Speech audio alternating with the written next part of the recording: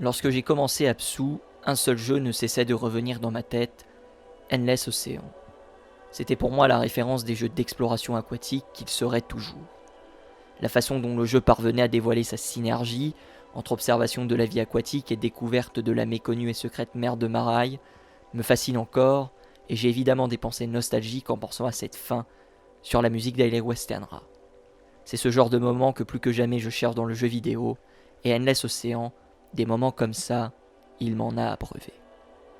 Alors médisant, peut-être par crainte de voir un jour cette équation solubilisée, j'ai sans cesse considéré Absu comme un jeu inférieur à Endless Ocean, parce que plus linéaire, plus dirigiste, et davantage bien moins focalisé sur l'observation de la faune aquatique. Je me suis trompé sur toute la ligne. Dès le départ, au travers de ses décors pastels et de sa faune abondante, le jeu m'a fait mentir. Certes, le jeu est un couloir dans lequel le joueur est prisonnier, mais jamais celui-ci ne ressent pourtant l'espace d'un instant l'être. Tout s'enchaîne, les grandes zones ouvertes où les bancs de poissons se réunissent pour chasser, aux grottes ou crevasses souterraines dans lesquelles la navigation est rendue plus étriquée.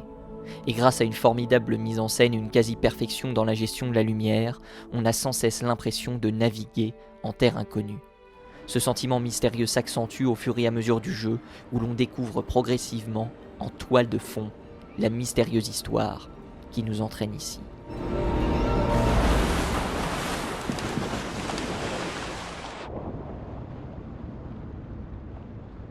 J'étais donc chargé de réanimer différents hôtels afin de redonner intégrité à l'écosystème dans lequel j'évoluais. Plus j'ai avancé dans ma quête, plus je plongeais au plus profond des abysses, là où les baleines meurent et où les fumeurs noirs crachent leurs cendres, et plus j'en apprenais sur la mission qui, d'une certaine manière, m'avait été confiée.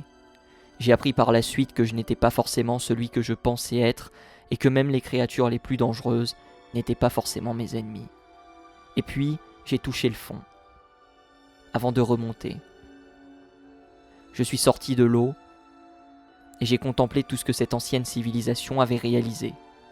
Je plongeais d'un bassin à l'autre, découvrant des créatures que je n'aurais jamais pensé voir avant de m'échapper au milieu des ruines. J'étais comme un explorateur qui mettait à jour l'un des plus grands secrets que l'océan pouvait me cacher. C'est comme si le temps s'était arrêté. C'est comme si j'avais découvert Mu ou l'Atlantide.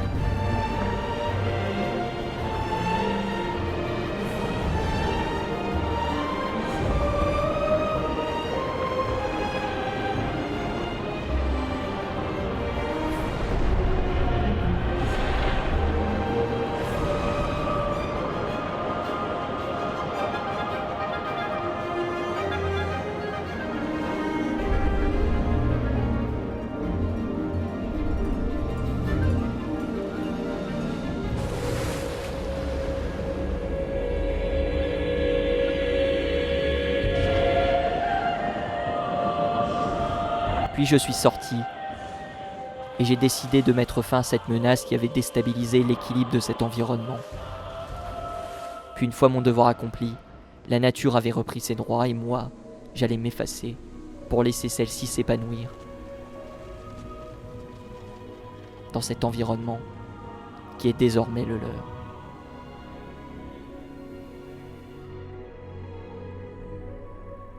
Je ne sais pas ce qu'Endless Ocean et Absu ont réellement en commun, mais une chose est sûre, c'est qu'à chaque fois que je m'équipe de palmes pour plonger dans un océan vidéoludique, j'en ressors comme un grand enfant, à la fois émerveillé, insouciant de nager au milieu des baleines ou de sélacantes. Peut-être est-ce aussi une part de rêve, une part d'inaccessible. J'ai passé 2 heures à parcourir le monde d'Absu. Certains diraient que c'est court, personnellement je dirais que c'est marquant, et que de toute façon, dans l'immensité de l'océan, personne ne vous entendra crier.